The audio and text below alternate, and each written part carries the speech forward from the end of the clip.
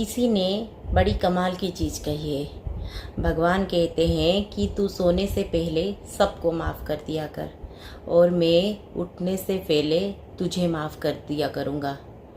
नमस्कार दोस्तों, स्वागत है आप सबको हमारी YouTube चैनल पे। आज मैं आई हूँ फिर से आपके सामने एक नई प्यारी सी कहानी लेके। कहानी छोटी ज़रूर है लेकिन इसका भाव बहुत गहरा है। दोस्तों, कहानी को एंड तक ज़रूर सुनिएगा क्योंकि इस कहानी के पीछे छिपा हुआ है एक बहुत बड़ा गहरा संदेश जो कि आपके और मेरे जीवन में परिवर्तन लाने में बहुत सहयोगी होगा। तो चलिए दोस्तों, शुरू करते हैं ये कहानी बिना देर किए। ये कहानी है एक 10 साल के बच्चे की जो हर साल गर्मियों की छुट्टी में अपने माँ के साथ अपने नाना नानी के इधर जाता था। इस बार भी गर्मियों की छुट्टियाँ हो चुकी थी। वो अपने नाना नानी के घर जाने के लिए बहुत ही खुश था। उसका अगले महीने जन्मदिन आने वाला था। उसने सोचा था कि इस बार मामू के इधर जाके जन्मदिन धूमधाम से बनाऊंगा। उसने तो अपनी आधी पैकिंग भी कर ली थी। फिर अचानक से एक दिन उसके पिताजी को व्यापार में एक बहुत बड़ा घाटा हो गया। परिवार आर्थिक स्थितियों से गुजरने लगा, घर में तनाव का माहौल रहने लगा और उसके पिताजी बहुत दुखी से रहने लगे। ये सारी परिस्थितियों को देख के माँ ने फैसला किया कि इस बार जो है मैं अपने मायके नहीं जाऊंगी। तो माँ ने उस अपने बच्चे के पास आके बोला कि देखो बेटे, इस बार जो है हम लोग नाना नानी के पास नहीं जा पाएंगे। लेकिन बच्चे ने तो अपना मन बना लिया था। बच्चे ने कहा कि नहीं, मुझे तो नाना नानी के पास जाना ही है। लेकिन माँ ने बहुत समझाया कि देखो, पिताजी को व्यापार में बहुत बड़ा नुकसान हुआ है और मेरा यहाँ रहना ज़्यादा ज़रूरी है और इस बार हम लोग नाना नानी के इधर नहीं जा पाएंगे। फिर बच्चा जिद पकड़ के बैठ गया कि नहीं, कुछ भी हो, चाहे कुछ भी हो जाए, हमें नाना नानी के घर जाना ही है, मुझे नाना नानी के घर जाना ही है। फिर बच्चे के जिद के आगे माँ को झुकना पड़ा। माँ ने कहा ठीक है, मैं तो नहीं जा सकती, लेकिन अगर तुम्हें जाना है तो तुम जा सकते हो। फिर ये तय हो गया, बच्चा राजी हो गया। माँ को पहले लगता था कि बच्चा राजी नहीं होगा क्योंकि वो कभी अकेला कहीं पे गया नहीं था। फिर बच्चा ने बोला ठीक है, आप मुझे छोड़ आओ। फिर परिवार ने मिलकर तय किया कि बच्चा जो है अकेला उसके नाना नानी के इधर जाएगा। उस रात उसने अपनी पूरी पैकिंग की और माँ ने उसी रात उसके लिए एक सीट रिज़र्व कर दी ट्रेन में। फिर अगले दिन सुबह हो गई और वो लोग निकल पड़े अपने सफ़र पर। रास्ते भर माँ ने उसको सब कुछ समझा दिया कि देखो बेटे, अजनबियों से बात नहीं करना, अगर कोई कुछ दे रहा होगा तो उससे नहीं लेना, खास करके किसी से खाने की चीज़ नहीं लेना है, अपने सामान का ध्यान रखना है, ट्रेन में नहीं सोना है, वगैरह वगैरह सब कुछ जो कुछ भी एक बच्चे को समझाया जाता है, खास करके जब वो अकेला सफ़र कर रहा होता है तब। फिर वो लोग स्टेशन पहुंच गए। माँ ने बच्चे को अपने रिजर्व्ड वाले सीट पे बिठा दिया। बच्चा बहुत खुश था क्योंकि वो पहली बार कहीं पे अकेले बाहर जा रहा था, उसके साथ कोई भी नहीं था। फिर ट्रेन छूटने ही वाली थी कि माँ ने बच्चे के हाथ में एक लिफाफा पकड़ाया। माँ ने कहा बेटे, इसके अंदर एक चिट्ठी है और उस चिट्ठी को तभी खोलना जब तुम्हें इसकी ज़रूरत हो, जब तुम्हें बहुत घबराहट महसूस हो, जब तुम्हें बहुत डर लगने लगे और तुम्हें लगे कि मैं अभी संभाल नहीं सकता। इस चिट्ठी को तभी खोलना और पढ़ना।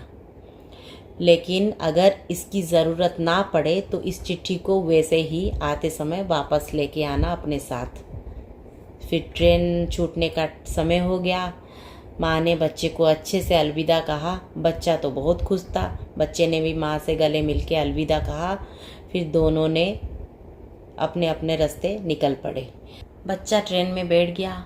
उसके खुशी का तो मानो जैसे कोई ठिकाना ही नहीं था।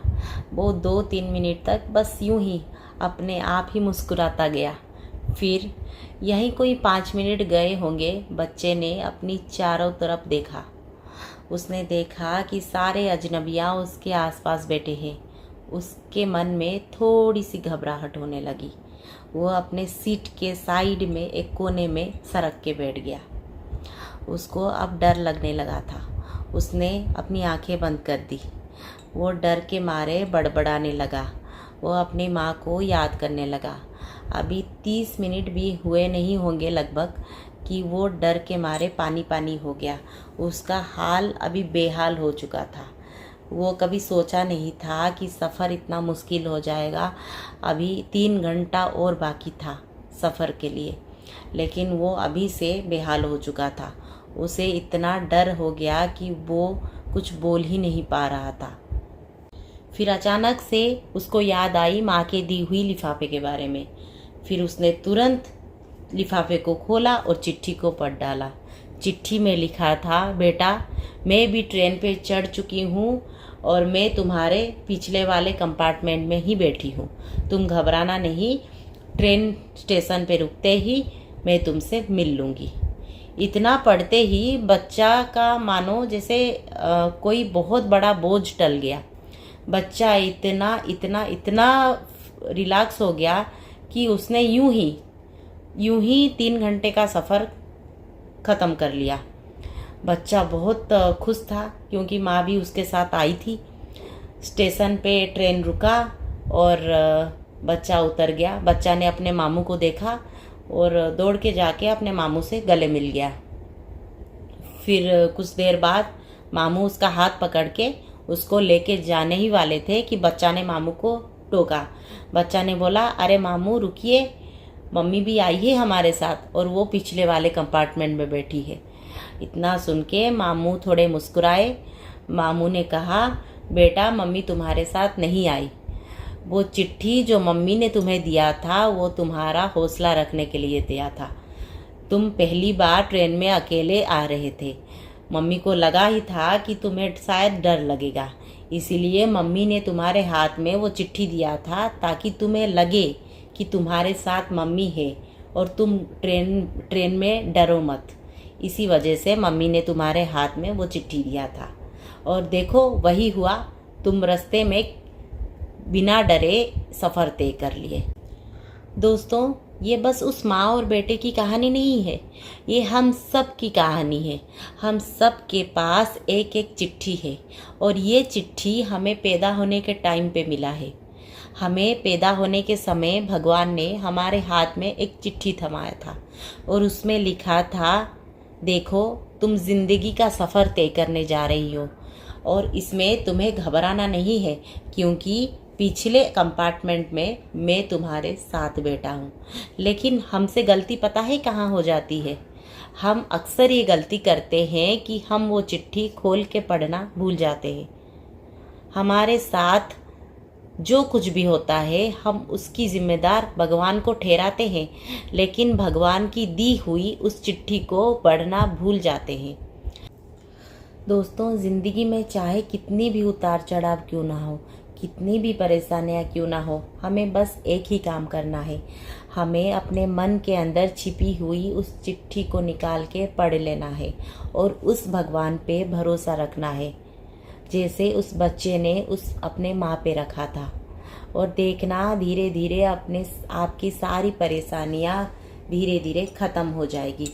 आपकी सारी तकलीफ़ें धीरे धीरे दूर हो जाएगी और आपको एक अटूट भरोसा और हिम्मत मिलेगा उन परेशानियों का सामना करने के लिए। दोस्तों, ये कहानी छोटी ज़रूर थी, लेकिन ये ज़िंदगी का बहुत बड़ा सीख सिखाती है। आशा करती हूँ कि ये कहानी आपको ज़रूर पसंद आई होगी।